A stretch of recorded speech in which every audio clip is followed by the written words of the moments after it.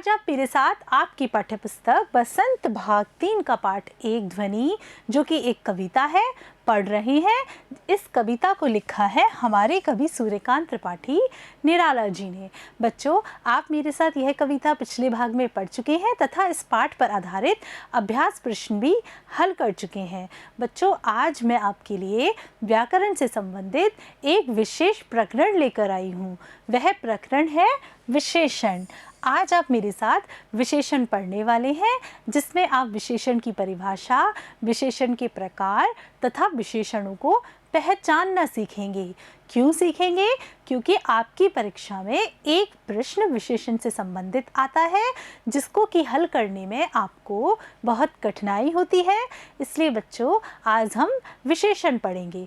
विशेषण की अगर बात की जाए तो सबसे पहली बात है कि विशेषण हम किसे कहेंगे। बच्चों, विशेषण का अर्थ होता है विशेषता बतलाने वाला। जो शब्द हमको विशेषता बतलाए। किसकी विशेषता?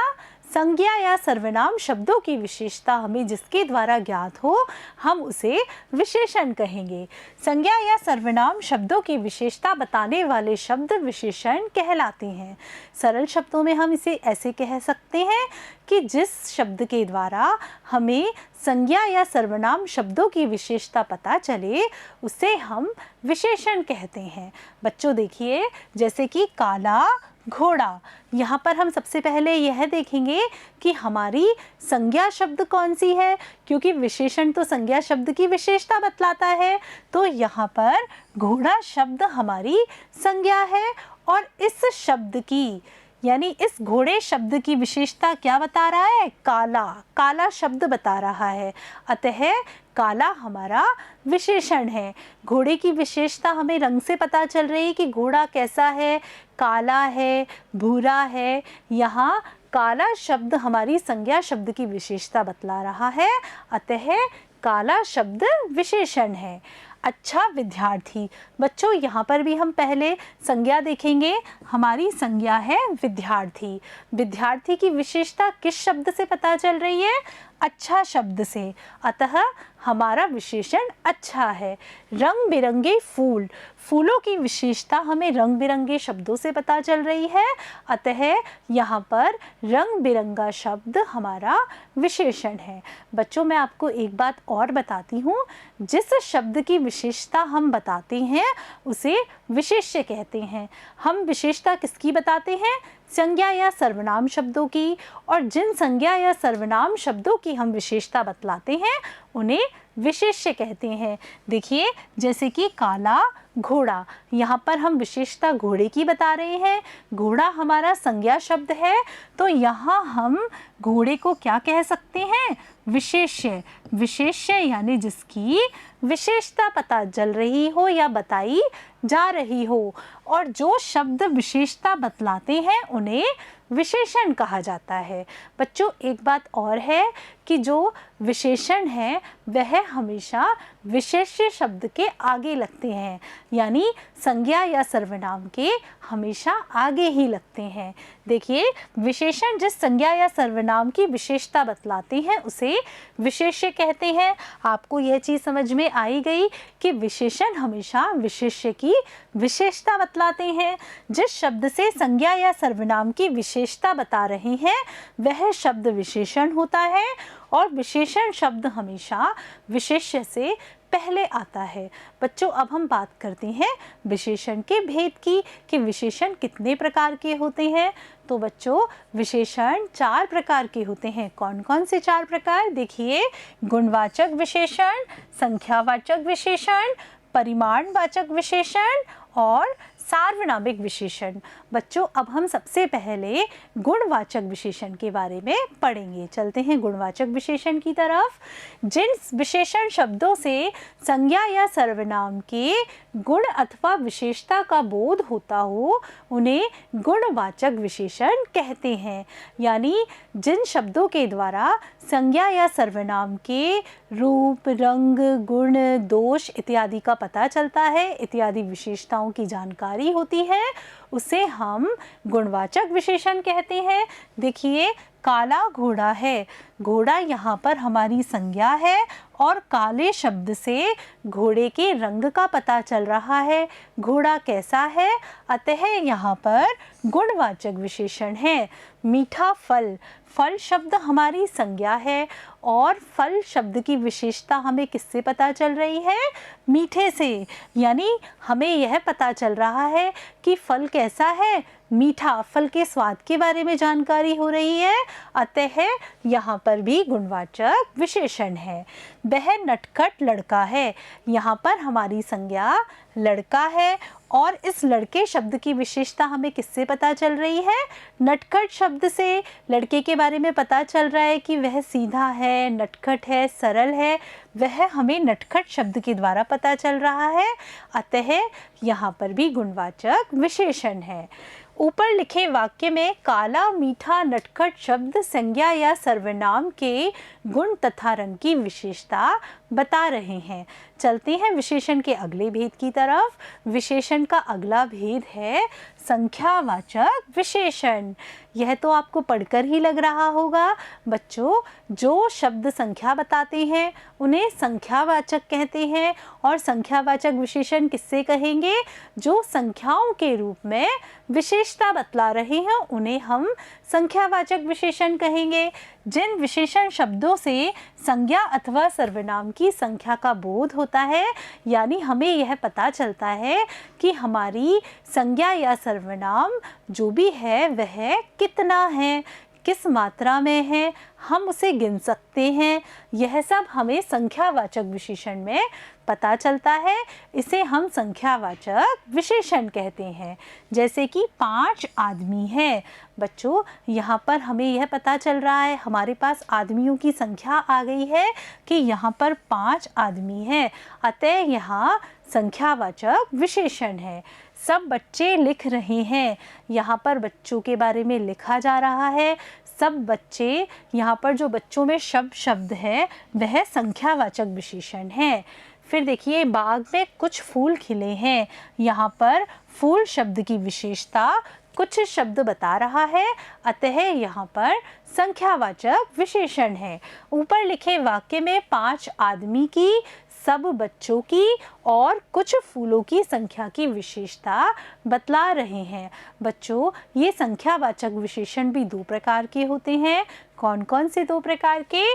निश्चित संख्यावाचक विशेषण और अनिश्चित संख्यावाचक विशेषण। निश्चित संख्यावाचक विशेषण यानी हमारे पास निश्चित संख्या हो, हमें पता हो कि कितने आदमियों की बात की जा रही है, कितने सामानों की बात की जा रही है, हमें जहाँ पता चलता है वहाँ निश्चित संख्यावाचक विशेषण होता है। और अनिश्चित संख्यावाचक विशेषण में अनिश्चितता होती है, यानी हमें पता तो होता है समान है, कुछ है, लेकिन कितना है हमें यह पता नहीं चल पाता है। देखिए, निश्चित संख्यावाचक विशेषण, जिन विशेषण शब्दों से निश्चित संख्या का बोध होता है उन्हें निश्चित संख्यावाचक विशेषण कहते हैं। देखिए, 4 माली है, हमारे पास बगीचे में माली है और हमारे पास निश्चित संख्या भी है, कितनी? 4, कि बगीचे में 4 माली है, अतः यहाँ पर माली की संख्या निश्चित होने के कारण निश्चित संख्यावाचक विशेषण है। 6 बच्चे हैं, देखिए यहाँ पर 6 शब्द है। बच्चों, यहाँ पर 6 लिखा हुआ है, यानी हमें बच्चों की संख्या पता चल रही है, अतः यहाँ पर निश्चित संख्यावाचक विशेषण है। देखते हैं आगे अनिश्चित संख्यावाचक विशेषण। जिन विशेषण शब्दों से निश्चित संख्या का बोध नहीं होता है, यानी अनिश्चितता बनी रहती है, हमें पता ही नहीं चलता कि कुल कितने लोग हैं या कितनी संख्याओं के बारे में बात की जा रही है, वहाँ पर अनिश्चित संख्यावाचक विशेषण होता है। जैसे कुछ कलम है, देखिए हमसे बात कलम के बारे में की जा रही है, लेकिन हमें उनकी संख्या पता नहीं चल रही है क्योंकि आगे शब्द क्या है? कुछ, यानी 2 भी हो सकती हैं, 4 भी हो सकती हैं, 6 भी हो सकती हैं। यहाँ कलम की संख्या निश्चित नहीं होने के कारण अनिश्चित संख्यावाचक विशेषण है। थोड़ा दूध है।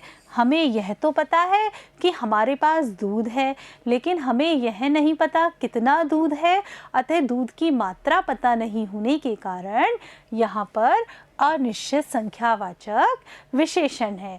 चलते हैं आगे विशेषण के तीसरे भेद की तरफ।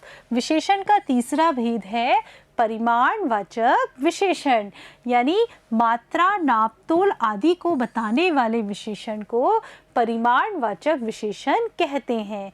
यानी जिन वस्तुओं को हम गिन नहीं सकते, जिन्हें हम नाप और तोल करके जिनका पता लगाते हैं, वे सब परिमाणवाचक विशेषण के अंतर्गत आते हैं। देखिए 2 किलो चीनी, क्या आप चीनी के दानों को गिन सकते हैं? नहीं गिन सकते। चीनी को तोला जाता है, तोले जाने के कारण यहाँ परिमाणवाचक विशेषण है। 4 मीटर कपड़ा, क्या आप कपड़े को गिन सकते हैं? नहीं गिन सकते। कपड़ा नापा जाने के कारण यहाँ परिमाणवाचक विशेषण है। 1 एकड़ भूमि, क्या आप भूमि को गिन सकते हैं? नहीं गिन सकते, अतः मापे जाने के कारण यहाँ पर परिमाणवाचक विशेषण है। चलते हैं विशेषण के अगले भेद की तरफ। विशेषण का अगला भेद है सार्वनामिक विशेषण। आप लोगों को पढ़कर ऐसा लग रहा होगा यह विशेषण तो सर्वनाम से संबंधित है।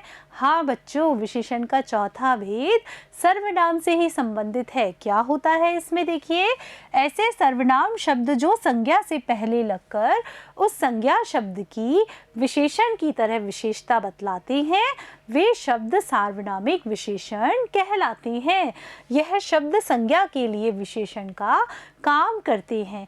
बच्चों, इसमें क्या होता है, हमारी संज्ञा शब्द के पहले एक सर्वनाम शब्द आता है और वह सर्वनाम शब्द ही हमारी संज्ञा के लिए विशेषण का काम करता है, इसलिए उसे सार्वनामिक विशेषण कहते हैं। अगर ये सर्वनाम शब्द हमारी संज्ञा के पहले नहीं लगते हैं तो हमारी संज्ञा शब्द की विशेषता का पता ही नहीं चलता, विशेषता ही प्रकट नहीं होती। बच्चों देखिए, वह लड़का कक्षा में अव्वल आया। यहाँ पर लड़का शब्द क्या है? हमारी संज्ञा। वह शब्द क्या है? वह शब्द सर्वनाम है। इस वह शब्द के द्वारा लड़के की विशेषता का पता चल रहा है, अतः यहाँ पर सार्वनामिक विशेषण है। अगर आप इस वह शब्द को हटा देते हैं और फिर इस वाक्य को पढ़ते हैं, लड़का कक्षा में अव्वल आया, तो क्या आपका भाव स्पष्ट होगा? क्या आपकी विशेषता पता चलेगी कि किस लड़के के बारे में बात की जा रही है? नहीं पता चलेगी। इसलिए बच्चों, यहाँ सर्वनाम शब्द ही संज्ञा शब्द की विशेषता बतलाते हैं। यह लड़की वही है जो गाना गाती है। यह अपनी लड़की क्या है? संज्ञा। गाना गाना क्या है? इसकी विशेषता। इस विशेषता को प्रकट इस सर्वनाम शब्द के द्वारा किया गया है। लड़की के बारे में यह शब्द के द्वारा बताया गया है, अतः यहाँ पर सार्वनामिक विशेषण है। ऊपर दिए गए उदाहरणों से आप देख सकते हैं वह यह शब्द संज्ञा से पहले लग रहे हैं और एक विशेषण की तरह संज्ञा शब्दों की विशेषता बतला रहे हैं। बच्चों, आज आपने मेरे साथ विशेषण की परिभाषा और विशेषण के भेद पढ़े। बच्चों, आपको पूरी तरह से यह भेद समझ में आ गए होंगे। आपकी पाठ्यपुस्तक के प्रथम पाठ में भी विशेषण से संबंधित एक प्रश्न है। देखते हैं क्या है वह प्रश्न। कोमल गात मृदुल बसंत हरे हरे ये बात, यह आपकी कविता की ही पंक्ति है।